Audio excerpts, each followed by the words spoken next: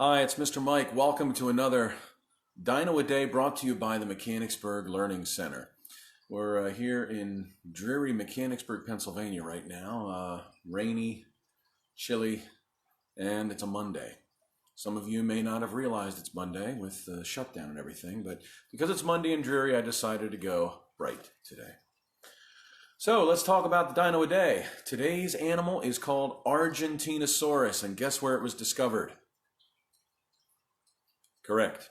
Yeah, early estimates of this animal when it was discovered in 1987 were that this thing was probably one of the biggest.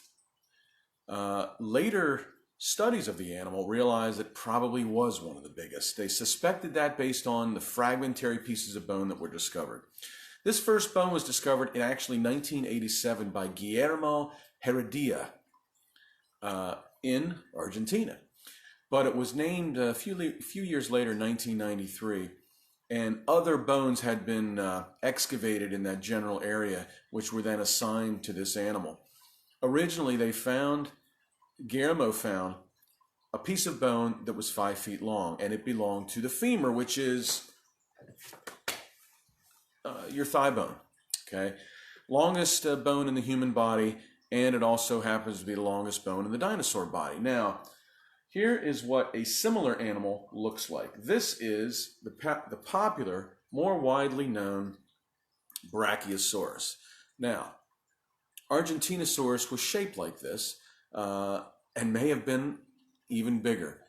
And the term biggest dinosaur is really hard to wrap your arms around, literally and figuratively, because it depends on what you're talking about. Are you talking about the heaviest dinosaur, the longest dinosaur, the tallest dinosaur? Well, these dinosaurs are known as titanosaurs. They are part of the sauropod family, and then the subgroup is called titanosaur, named after Titanosaurus, which was another big boy. So if you look closely, you can see what Argentinosaurus and Brachiosaurus had in common. Teeth. Teeth made specifically for going after plants and vegetables. They reminded people of pencils. So if you had a couple of pencils, you would go up to a tree and sort of grasp the limb and then pull back and strip all the leaves off so you can munch on them. But it would save the tree, and you wouldn't be killing the tree because that is your source of nourishment. So the tree would go on and grow new leaves, and you could have dinner and snacks later on. So the Argentinosaurus, discovered in Argentina, when they first discovered it, Guillermo thought that he had found a big piece of petrified wood, a big log. Turned out to be the femur. So he was mistaken, but that's okay. A couple of paleontologists came by, figured it all out. And now this animal is in the same category as other gigantic titanosaurs. One named Futalonctosaurus, Sauroposeidon, Patagotitan, and even Dreadnoughtus, which was discovered and excavated in the same area by the folks of Drexel University in Philadelphia. So only a few bones were found. That's why it's tough to estimate the size of this guy. So original estimates were somewhere in the neighborhood of 70 to maybe 100 feet long. Pretty big. Then in 2013, they did another study, took a look at this and said, maybe this thing was 130 feet long. So estimates are really tough to come up with because of the fact that we only have a few special bones that were found. But needless to say, Argentinosaurus was, if not the biggest, one of the biggest land animals ever to walk the face of the earth. Is it the largest animal ever? No, there's an animal larger that is alive today, and that is the blue whale. But the blue whale puts them all to shame in terms of girth and weight. So if you would like to go see this animal, at least the remains of the animal, there is a complete skeleton put together that I had the privilege of seeing in Atlanta, Georgia, at the Fernbank Museum of Natural History. A great display with big old Argentinosaurus, followed closely by a carnivorous dinosaur, which we believe is one of the largest carnivorous dinosaurs ever, the Giganotosaurus. So if you want to do that, just head to Atlanta, take a look at it. Interestingly enough, now here's another example of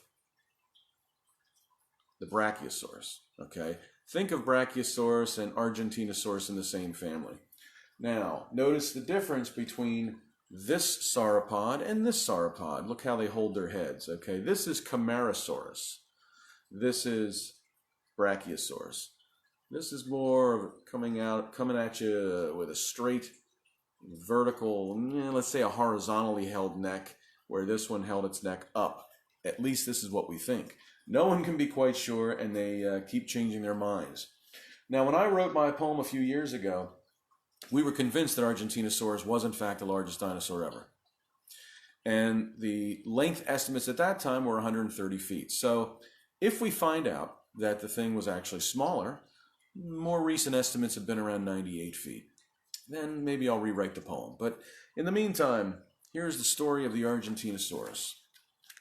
And as a little tease for you guys, I mentioned last week that on Wednesday, my good friend Dr. Bob is going to be coming and doing the show with me 10 o'clock Wednesday morning, and we're going to have some live dino music for you, and one of the songs is called the Argentinosaurus. So you'll want to make sure you tune in for that. So here's the story of the Argentinosaurus, written by myself and illustrated by my son, Ethan. I'm staring out my window from way up on the 5th floor, and peering through the glass at me is one huge dinosaur. Now, my window is quite tall, so I would never think I'd see some living, breathing creature staring nose to nose with me. I study this humongous beast to ascertain its plan. I wonder if it wants to strike, or even if it can. Now, its teeth don't look too ominous, and so I feel secure, but I run to get my reference book just so I can be sure. I find him on page 91. This dinosaur looks right. It says the Argentinosaurus reached a 5th floor height. Now, good news, he was an herbivore, so he won't bite at me. Perhaps he's checking windows just to see what he might see. Now, the book says this Cretaceous brute had backbones 5 feet wide. Okay, it's time to check him out. It's time to go outside. So I ride the elevator down, hop out on the 1st floor. It's time to get a closer view of this strange dinosaur. He's over by the fountain, stooping down to take a sip. I doubt that there's a pool around where he could take a dip. The Argentinosaurus is colossal, vast, and strong. He looks to be 130 feet long. But how did Argentinosaurus happen to stop by? It's not like something this immense could drop out of the sky. Remember, though, that things aren't always quite what they seem. I stretch, yawn, and finally awaken from my dream. The Argentinosaurus. From Dinorific Poetry, Volume 2, written by Mr. Mike, illustrated by my son Ethan. Don't forget to tune in Wednesday for the mini dino concert with myself and Dr. Bob. Also, don't forget to share. We really appreciate you sharing the videos with everyone and the comments that you're making. If you would like to hear about a dinosaur that maybe you've heard of or would like to know more about, just write it on the Facebook page and we'll be sure to get to it when this whole shutdown is, by the time the whole shutdown is finished. So until then, I'll see you tomorrow, 10 a.m. Put it on your calendar for Wednesday for the live Dino concert. Thanks again for the shares. Make sure you share this one with your friends and colleagues. And special thanks to the Mechanicsburg Learning Center for making this all possible. See you soon.